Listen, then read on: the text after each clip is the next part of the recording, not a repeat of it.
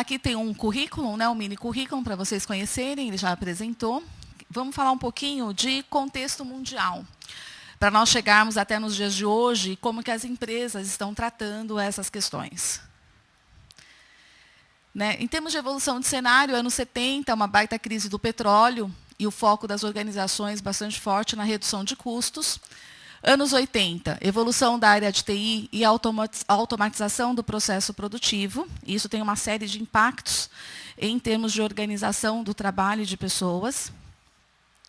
Nos anos 90, serviços em crescimento, absorvendo o excedente da indústria. Então, as pessoas migrando, né, do trabalho industrial para a área de serviços. E no ano 2000, obrigada, alta competitividade em escala mundial, né, que força as empresas a serem rápidas e flexíveis. E aí, como que as empresas sobrevivem nesse ambiente altamente mutável? Isso é uma coisa muito interessante, porque esta adaptabilidade ao mercado faz com que a gente traga, na verdade, uma crise no papel profissional. Como que nós nos adaptamos tão rapidamente para atender essa demanda mercadológica? Então, qual é o meu papel dentro disso? E aí, se nós olharmos, nós tivemos reengenharia, tivemos uma série de ferramentas, na verdade, que vieram dar suporte para algumas coisas. E esse papel, essa crise no papel profissional, trouxe uma questão de valores. Né? Por quê? Nós estamos competindo com o mundo, existem mudanças, né, diferenças culturais gritantes em termos de atuação profissional, e como que a gente se estrutura para isso. Né? Os indivíduos, na verdade, se questionando em termos de papel. Vale tudo para eu estar na posição que eu ocupo? Esse sempre foi um questionamento. Né? Existe até um ditado, né, em multinacional, no pay, no gain. Então, eu tenho que jogar o jogo da empresa para que eu ganhe. Então, isso permeou muito essa questão, e hoje a gente vive exatamente esse momento. Né? Uma crise dentro do papel profissional, muito baseada em valores. Dentro do contexto mundial, a gente não vive só, a gente está vivendo uma crise civilizatória. Não é só socioeconômica.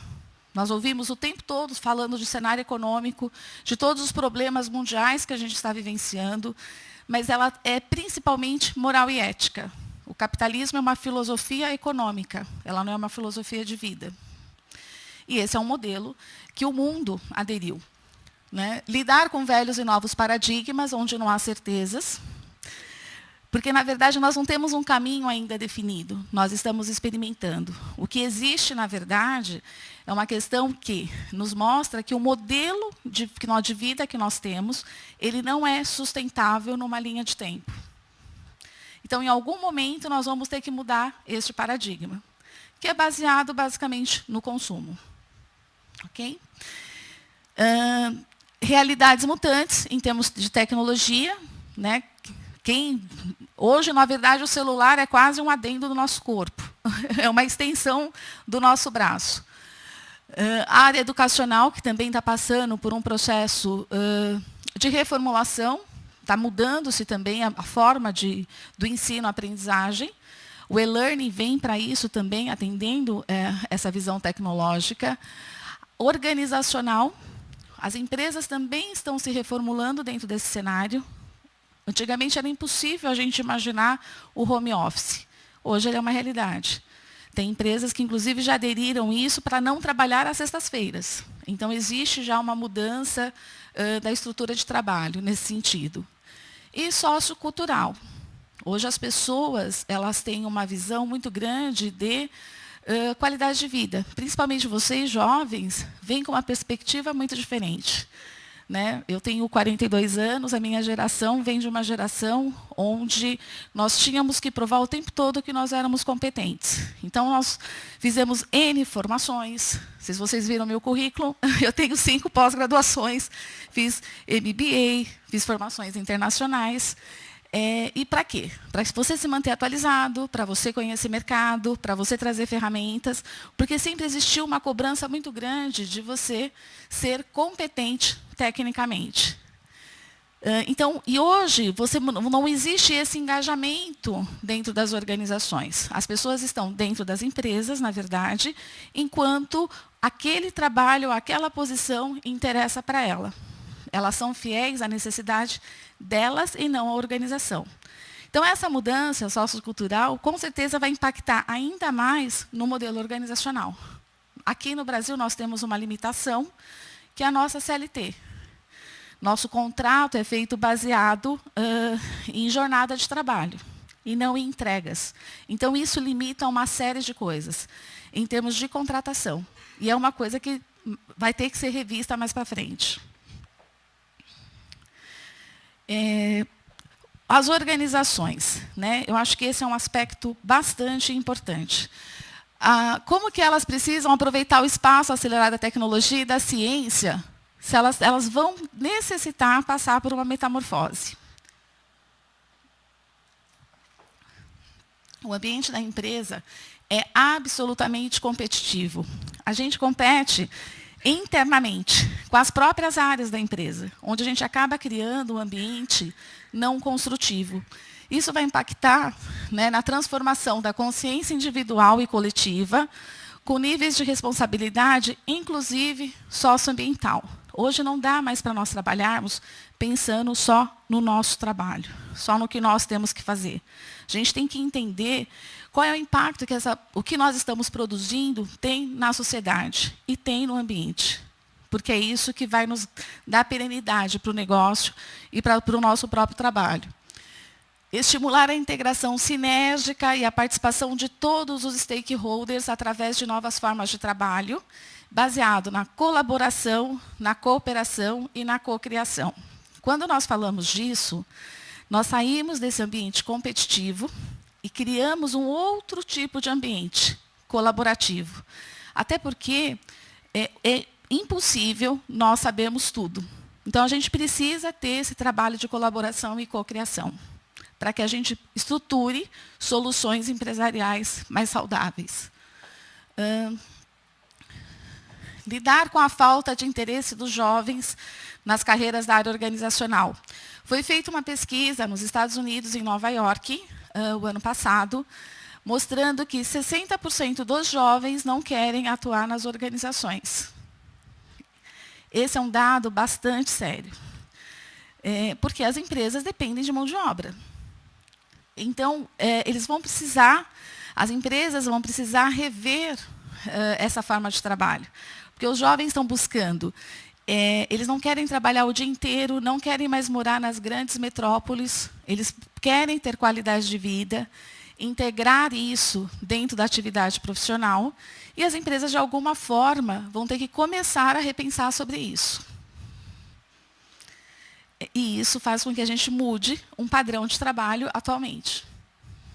Então, as empresas elas estão com uma demanda mercadológica de adaptação, de agilidade, de flexibilidade para entregar o que o mercado solicita, e, ao mesmo tempo, nós estamos com os jovens, estudantes universitários, que não querem trabalhar nesse mercado. Aqui no Brasil, nós temos 40% dos líderes vão se aposentar até 2025. Nós não temos profissionais para substituí-los. Nem temos de formação ainda, nem temos de experiência. E sucessão é uma área onde poucas empresas, elas estão se organizando para trabalhar processo sucessório. E eu não estou falando de sucessão de capital ou sucessão de empresa familiar. Sucessão de profissionais, e não só de executivos, mas dentro de toda a cadeia produtiva da empresa. Tem pessoas que detêm o know-how, principalmente as empresas de alta tecnologia, que às vezes demora 20 anos para ser formado. Então, esse é um aspecto extremamente importante. E trabalhar isso de uma forma transparente, né, com critério. Então, esse é um aspecto que vai influenciar bastante aí nos próximos anos.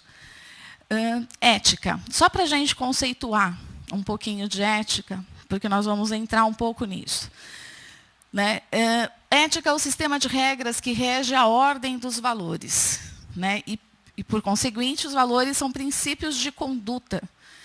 E eu acho que é um aspecto muito importante, porque valor é uma coisa que permeia toda a nossa ação. E aí, quando o valor nos direciona, não é certo nem errado, é o que nós acreditamos.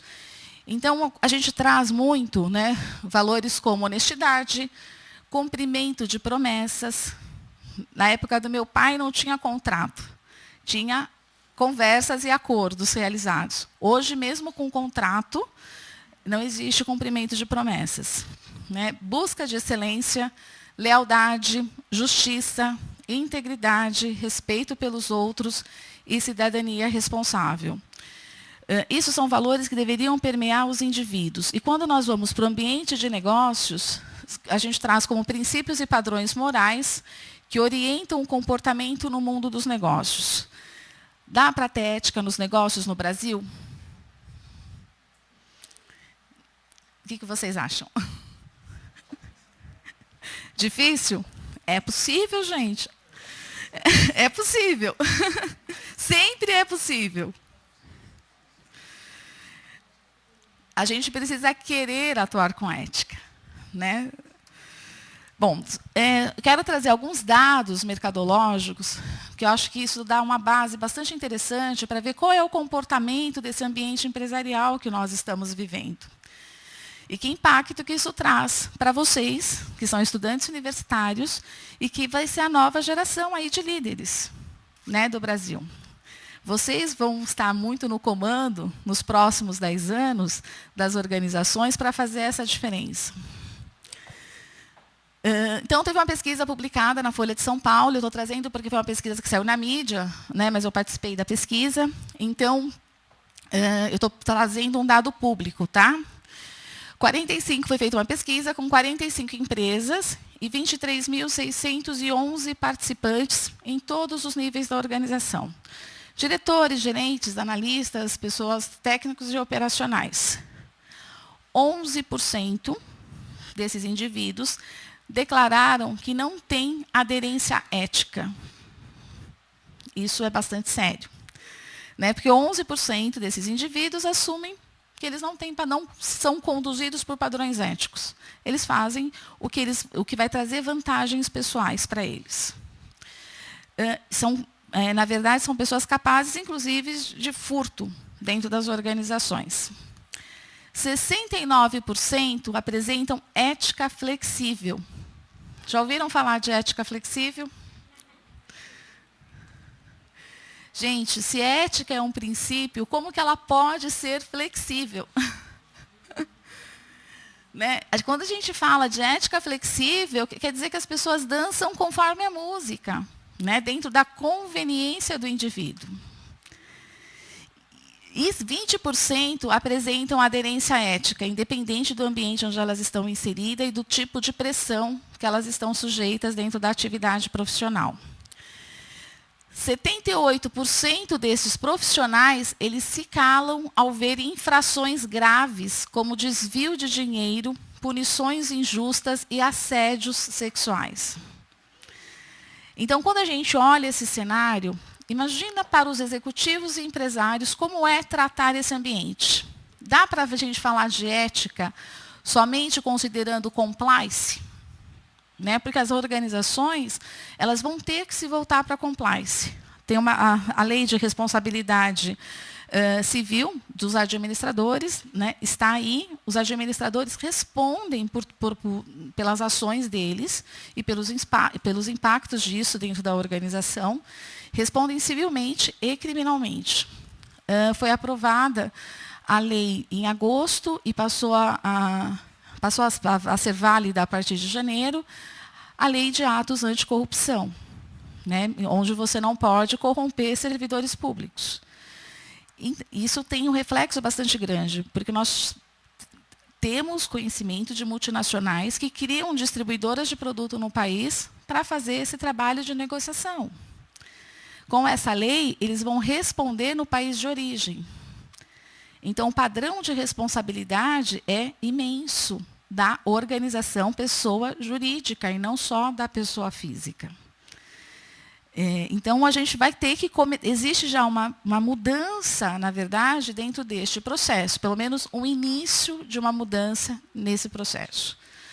É óbvio que toda lei que vem para estruturar um comportamento, né, empresarial, ela demora algum tempo para ela ser implementada dentro da sua plenitude. Precisa ser visto como vai ser fiscalizado essas ações, mas é uma coisa que realmente vai ter que ser olhado para isso.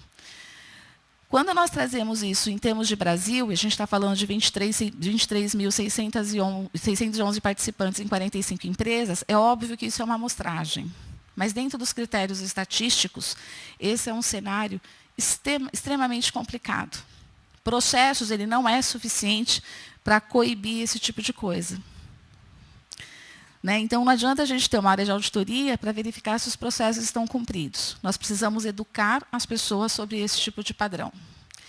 E, infelizmente, as empresas refletem alguns aspectos sociais. Quando a gente olha em termos de Brasil, nós somos permeados por esse tipo de conduta.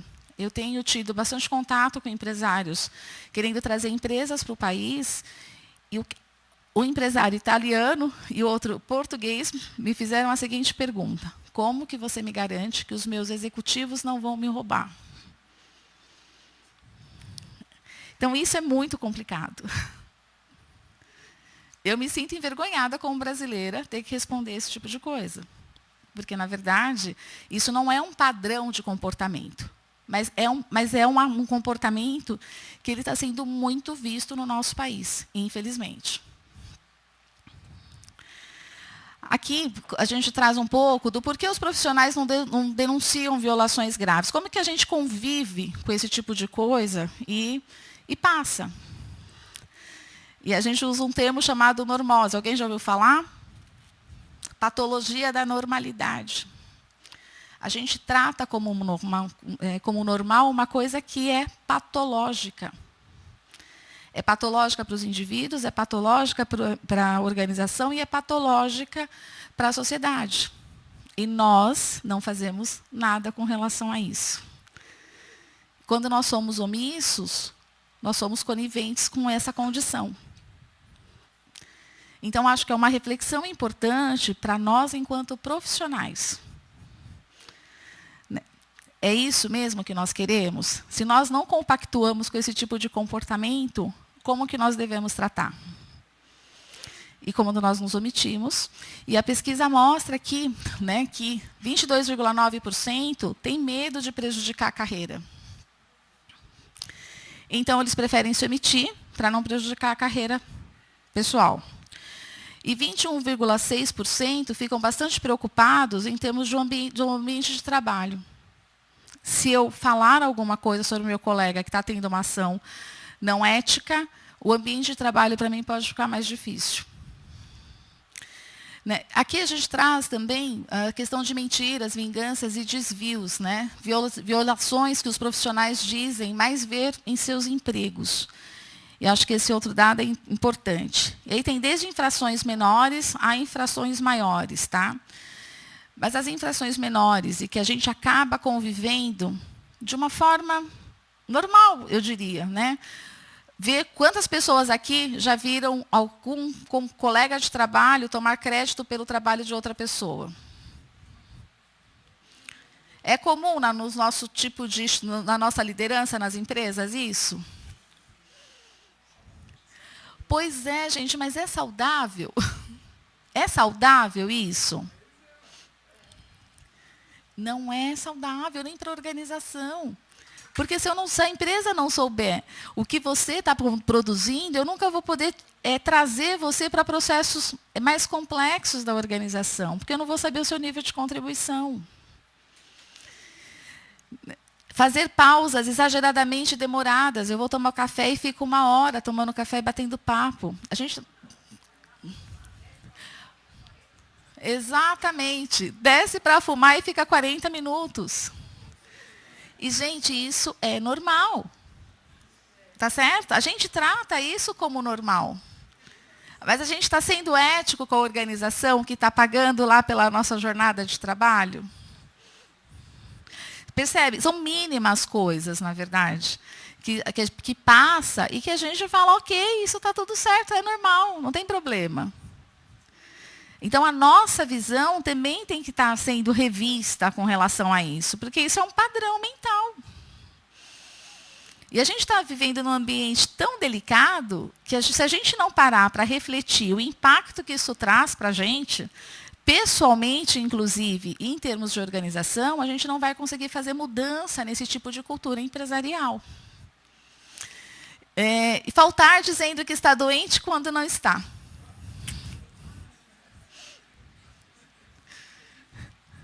Quem confessa que já fez isso?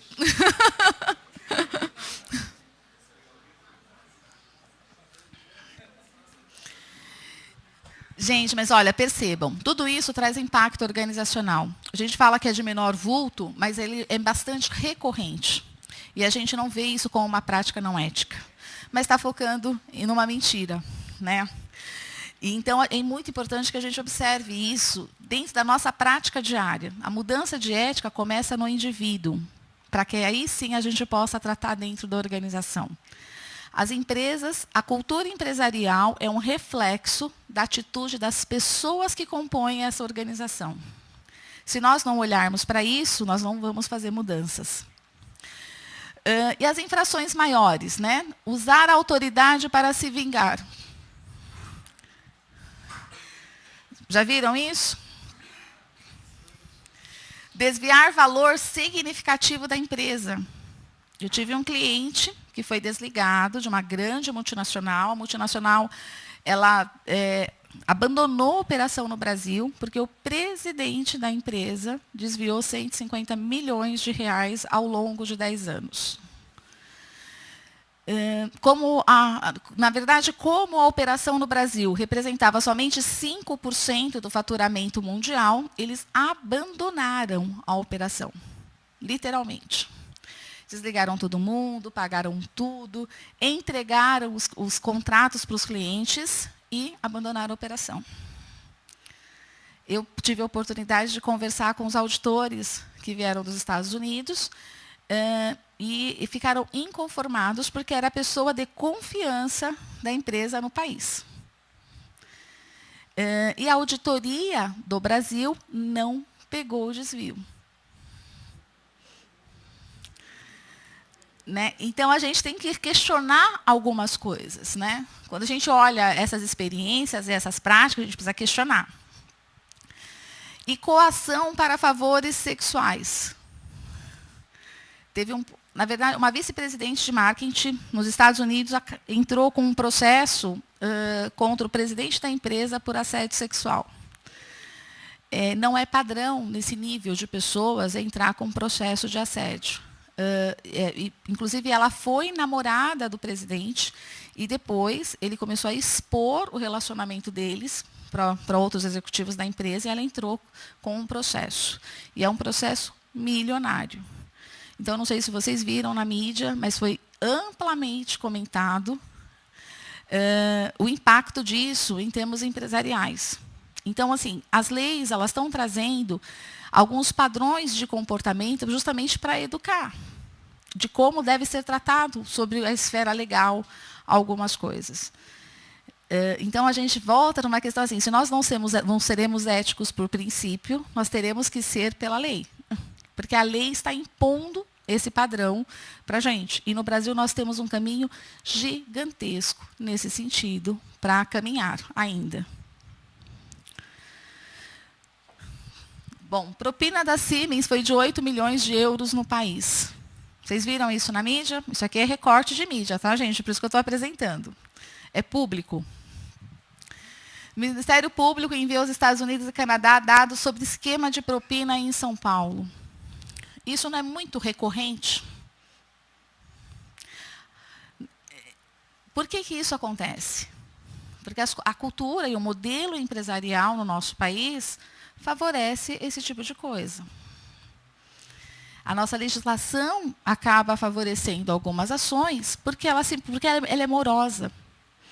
Na verdade, até o nosso sistema judiciário ele é muito moroso. Então, propicia algumas coisas, porque a consequência é muito demorada e, às vezes, nem acontece. Então, a lei anticorrupção, ela vem muito para dar algumas respostas nesse sentido. No Brasil, um dos seguros que mais cresceu é o seguro de responsabilidade civil, para administradores e conselheiros de administração. Por uma questão óbvia, né? A responsabilidade civil, eles respondem, inclusive, com patrimônio pessoal pelas ações que a empresa está tomando. Então, o seguro, na verdade, é uma blindagem, né, mínima para justamente manter seu patrimônio, para resguardar seu patrimônio pessoal. Então, algumas coisas vão ter que ser mudadas. A gente faz seleção de executivos, alguns executivos não querem ser mais diretores estatutários. Eu exerço a minha atividade, mas eu não quero ser estatutário, porque o estatutário implica em responsabilidade civil sobre o negócio. Percebam como está mudando este padrão. A questão é financeira? Não. O risco paga a sua reputação? O dinheiro paga a sua reputação? Vocês viram o que aconteceu na Sadia, em 2011. Tem executivos da Sadia que não se recolocou no mercado até hoje. Não tem dinheiro no mundo que pague a sua reputação. E acho que isso é uma coisa muito importante para vocês que estão começando a carreira profissional, né? Ter isso em mente. Nenhum dinheiro no mundo paga a nossa reputação. O dinheiro acaba, a nossa reputação permanece. Um pouco de contexto comportamental. 90% dos executivos que são desligados são por comportamento e não por conhecimento. Vocês sabiam disso? São selecionados por currículo, né, por capacitação, por experiência, e são desligados por comportamento. Nós, da HSD Consultoria, fizemos uma pesquisa, né, com 5.000 executivos. Nós fazemos um processo de Assessment Center, onde a gente avalia perfil comportamental. Eu vou mostrar para vocês o nível de profundidade disso, mas nós identificamos dessa amostragem 20% dos executivos avaliados com desvio de caráter. Destes, 100% dos casos auditados apresentaram desvio de conduta com prejuízo para as empresas. 100%. Ou seja, a ação está extremamente vinculada ao nosso comportamento. Aqui eu trouxe, na verdade, só para que vocês possam entender o que é desvio de caráter, né? Quando a gente fala de desvio de caráter, ele é tão amplo, mas o que isso impacta em termos de comportamento? 100% dos casos encontrados, eles trazem omissão e esconder erros. O impacto disso, relatórios gerenciais alterados ou maquiados, falta de transparência nos processos que eles estão conduzindo e falta de clareza na condução da área. E eu não deixo as coisas transparentes, porque dessa forma eu não sou controlado, me dá mais margem de manobra. Desvio de caráter devido à autoimagem inflada. Executivo tem ego inflado?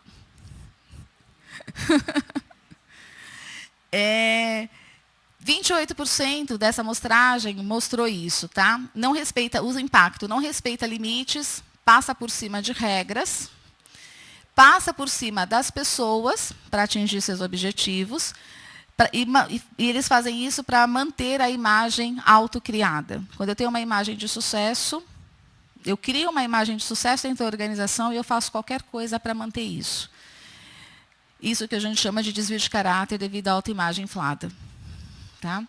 Desvio de caráter com tendência a desvio de valores financeiros. Aqui fica claro, 25% da amostragem mostrou isso. Os impactos, cobra comissões de fornecedores, que é a propina, que todo mundo fala, a bola, né, vulgarmente conhecido, desvios de mercadorias, apropriação indevida de valores.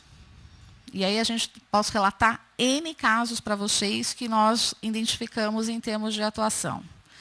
desde o diretor colocar como avaria de mercadoria uma pessoa de supply chain, que faz compras internacionais, colocar, desviar, dar entrada como uma mercadoria avariada e ele desviar para a casa dele para venda de produtos.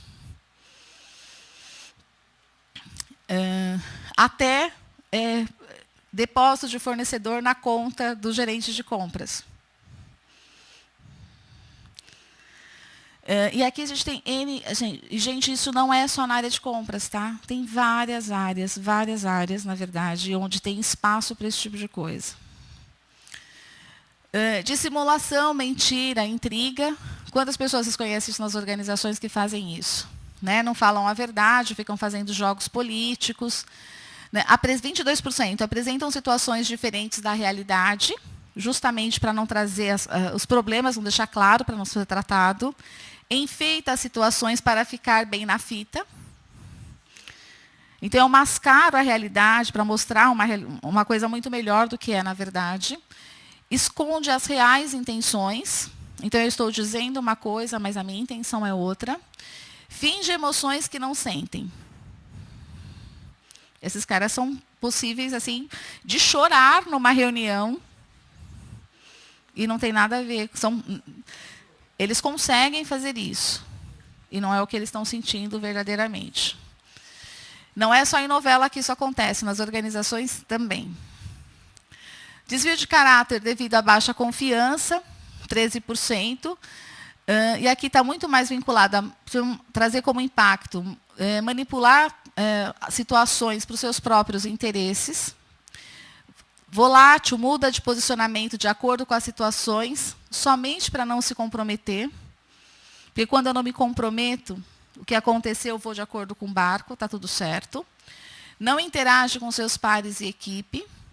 E essa é uma forma de autoproteção também. Desconfia de tudo e de todos. E acaba sendo um grande centralizador, não delega. 8% dessa população mapeada apresentaram desvio de caráter devido à estrutura emocional fragilizada.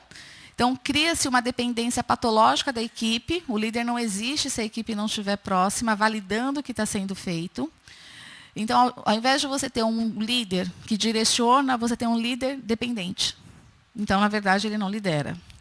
Não traz assertividade em suas colocações, fala, mas não diz. Então, aquelas pessoas que dão voltas e não diz exatamente a que veio, não tem nenhum tipo de assertividade. E fica em cima do muro em todas as situações. E ficar em cima do muro, gente, nada mais é do que uma forma de você não se comprometer com nada. E aqui, desvio de comportamento sexual, né, 4%, com impacto trazendo assédio sexual e assédio moral. Aqui eu trouxe um pouco do tripé que sustenta a fraude, porque eu acho que isso é bastante importante.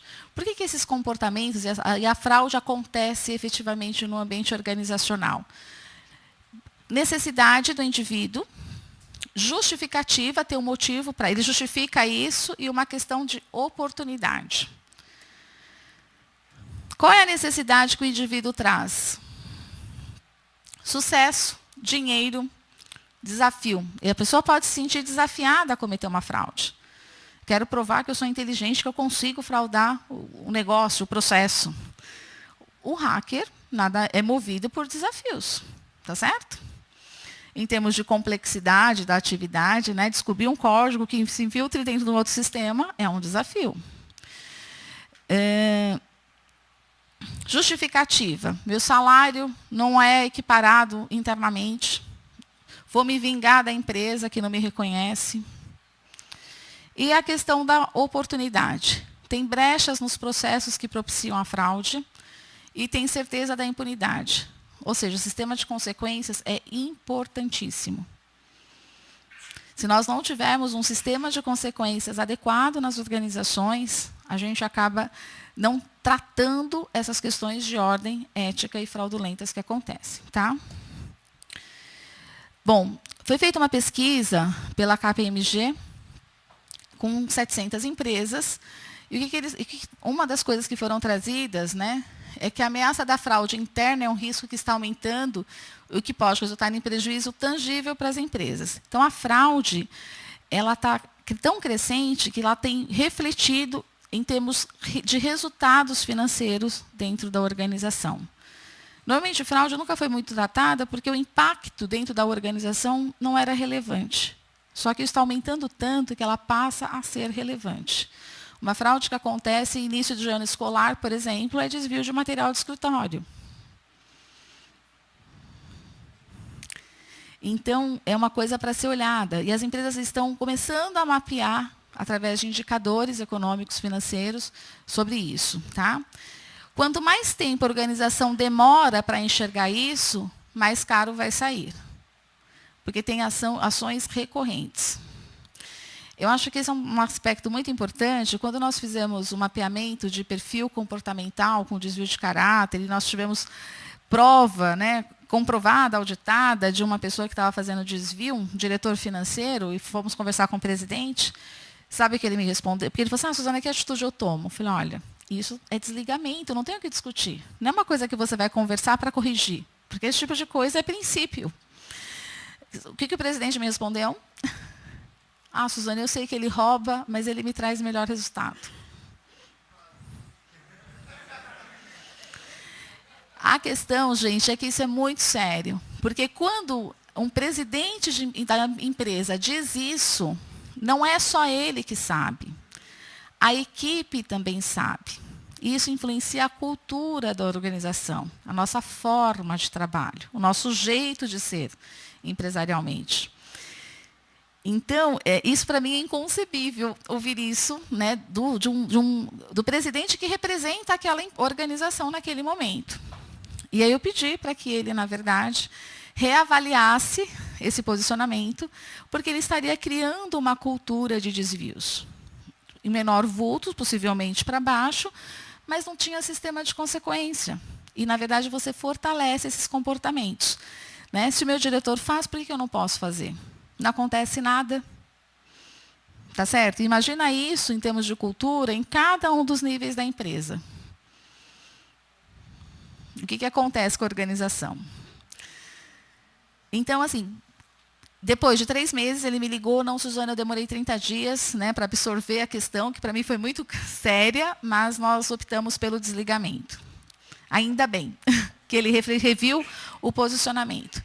Mas não é padrão. Nessa questão de resultados a curto prazo, porque a visão do empresário hoje no Brasil é visão de curto prazo, permeia esse tipo de coisa. Eu não posso desligá-lo porque ele me traz mais resultado, senão eu não vou atingir o resultado do primeiro quarter, do segundo quarter, do terceiro quarter, e vou fazer o quê? Então, a gente precisa tomar bastante cuidado com isso. O principal ativo da fraude ainda é o ser humano. Eu posso ter o melhor sistema de compliance, os melhores sistemas, os processos mais bem estruturados. A ação humana define a fraude.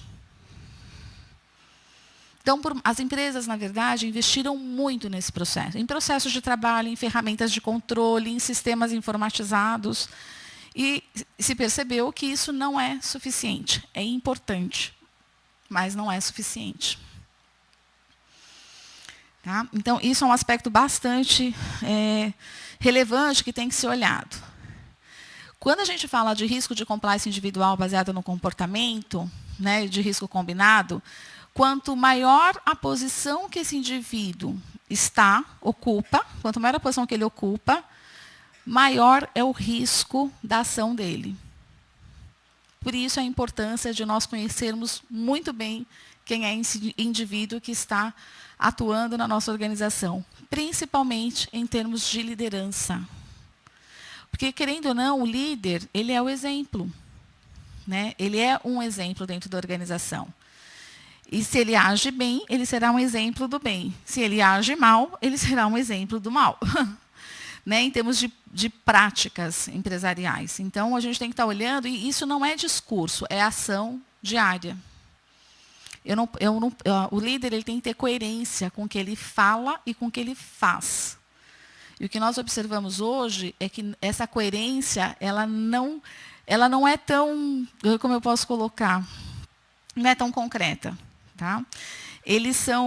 Existe um discurso muito interessante, e se nós olharmos dentro dos valores empresariais da grande maioria das empresas no Brasil, ética é um dos valores. Quantos de vocês já viram no quadrinho da empresa os valores na parede, sendo ética um deles? Aqui. Quem já viu? Levanta a mão, por favor. Vários.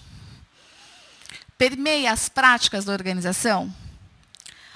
Porque, gente, valores é para direcionar o nosso processo decisório.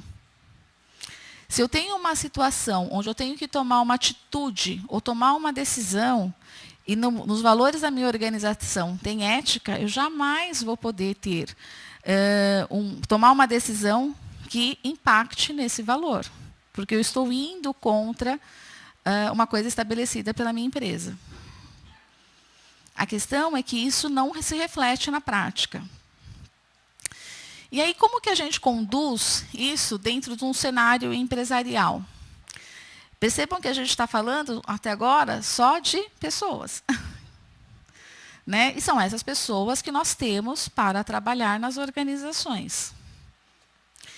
E aí entra muito a questão de recursos humanos. Né? Qual é o papel de RH dentro do comportamento ético nas empresas? Essa é uma pergunta que eu tenho feito bastante para recursos humanos, já que eu sou consultora. E, né, acho que o aspecto interessante de ser consultora é que você pode falar tudo o que você quer, que você não está comprometida com aquele ambiente político. Então, você pode ser absolutamente isenta com relação às colocações. E eu acho que é nisso que, na verdade, o consultor pode contribuir. E a grande questão é como que isso permeia as práticas de gestão de pessoas. Quando nós vamos para a governança corporativa, nós temos o código de conduta. Só que o código de conduta, se ele não permear as práticas, ele é só um documento escrito. O que nós precisamos enxergar é se isso permeia as práticas empresariais. E aí nós precisamos ter um filtro, né, muito grande com relação ao modelo de gestão de pessoas. Ter uma análise crítica muito grande. Porque a área de gestão de pessoas, ou recursos humanos, eu não gosto de chamar de recursos humanos, porque recurso ele é finito, acaba, e gente não é recurso nesse sentido, de que você usa, quando acaba, você descarta. Eu gosto muito mais do termo de gestão de pessoas por isso. Eu acho que é mais humano chamar de pessoas do que recurso. Né? Bom, vamos lá. Quando nós falamos, né, da missão, visão, estratégia de negócios, e a gente fala de planejamento de pessoas, é muito importante que as pessoas que trabalhem nessa organização tenham valores similares ou congruentes com os valores da organização. Se eu sou contra o tabaco, eu não posso trabalhar numa fábrica que produz cigarros. Eu tenho que ter essa coerência. Tá? A partir desse planejamento de pessoas, qual é a estrutura de papéis e responsabilidades? E isso tem que estar claro. Por incrível que pareça, a estrutura organizacional da empresa, papéis e responsabilidades, não são coisas que são tão claras nesse sentido. E até falar até onde eu vou, onde eu preciso acionar outros níveis, para que as pessoas possam avançar em termos de gerenciamento e de padrão ético empresarial. Perfis de competências, né, que é um outro aspecto importante. Qual é o perfil de competências que eu preciso ter na minha organização? Então, se eu tenho uma condição de pressão em determinadas situações sob o padrão ético, eu tenho que ter pessoas que tenham coragem para dizer não. E isso faz parte do meu perfil de competência. Como que eu remunero essas pessoas? Né? Como que eu desenvolvo e capacito essas pessoas? Carreira e sucessão. Quais são os requisitos para que ela acesse, né, essa carreira? E como que eu estruturo o processo sucessório na empresa? Permeado por um processo de avaliação para gerar informações de reconhecimento, meritocracia, sucessão, promoção e desligamentos. Se eu tenho o valor ético dentro da minha empresa, ele tem que fazer parte do meu processo de avaliação. Porque, senão, ele não tem reflexo na prática e na cultura. Então, acho que isso é um aspecto extremamente importante. E isso também gera informações para recrutamento e seleção, que é o nosso filtro de entrada na empresa.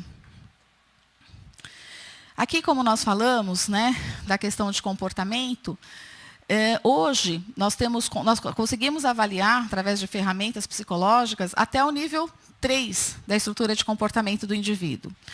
Muitas empresas trabalham somente nos comportamentos e emoções observáveis, que é no primeiro nível. Então, como essa pessoa se comunica, como ela planeja, como ela gerencia pessoas.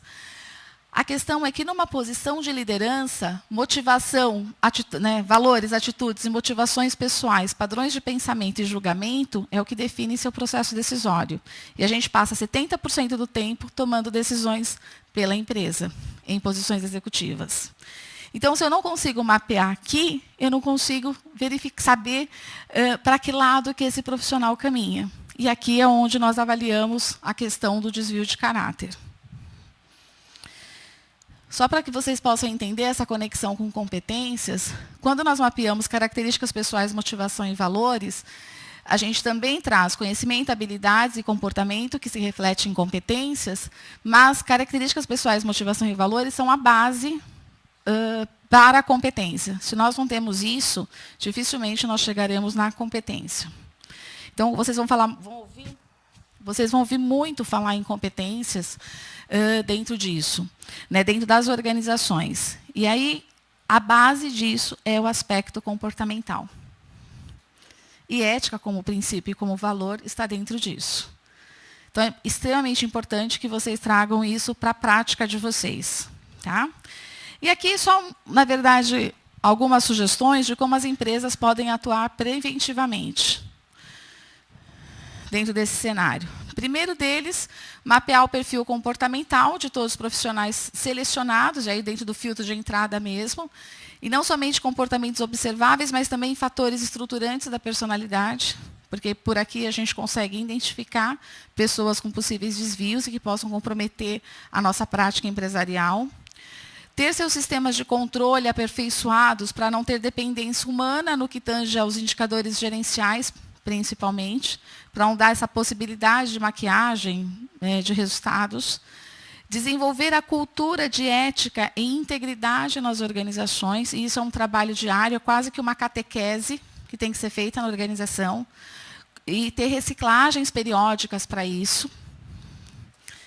Valorizar os resultados a médio e longo prazo, porque muitas questões de ordem ética, elas têm um impacto a médio e longo prazo. A curto prazo, tem a questão de resultado financeiro. Mas, em termos de perenidade empresarial, que é o que a gente tem que estar olhando, os empresários têm que olhar para isso, o conselho de administração tem essa responsabilidade, precisa ser valorizado os resultados a médio e longo prazo. Rever o sistema de bônus executivo, vinculando o seu ganho aos resultados de longo prazo. Isso é muito discutido, porque uma das grandes questões, em termos de desvio de comportamento dentro das organizações, é a questão do bendito bônus executivo. Muitos executivos eles são premiados dentro do ano de exercício, de janeiro a dezembro. Tem algumas instituições que chegam a pagar 24 salários anuais, dependendo do segmento. Na média, é de 4 a 6 para diretores. Mas só para vocês poderem entender. Então, na verdade, o executivo faz qualquer coisa por conta desse bônus. Então, na verdade, a empresa premia esse tipo de comportamento que é contraproducente quando nós falamos de perenidade empresarial. Então, uma das grandes coisas que a gente tem discutido, inclusive dentro da área de governança corporativa, que está muito associada aos conselhos de administração, é o modelo de remuneração executiva, de bônus propriamente dito. Onde a gente traga, na verdade, um ganho muito mais a longo prazo para que eu garanta a perenidade do negócio do que no exercício. Desenvolver políticas de recursos humanos que sejam permeadas pela visão de gerenciamento de riscos e aí ter um sistema de consequências. Recursos humanos ainda não assumiu esse papel, pelo menos não na sua plenitude, sobre a responsabilidade sobre o comportamento empresarial, organizacional, sobre a esfera comportamental. Então, quando eu falo de responsabilidade dos administradores, de comportamento ético, de cultura empresarial, recursos humanos é o guardião dessas questões, inclusive dos valores empresariais. Mas o que nós temos observado na prática, e aí não é uma crítica, mas é uma constatação da área, é que isso não está sendo assumido dentro da sua plenitude ainda. RH não é para ser uma área política, ela é para ser uma área que atenda necessidades de negócio. E ela trazendo o comportamento para essa esfera de responsabilidade, ela vai atender um nível estratégico muito maior. Mas eu ainda acho que os profissionais de RH não se atentaram para isso. Mas é uma necessidade. Gente, é isso.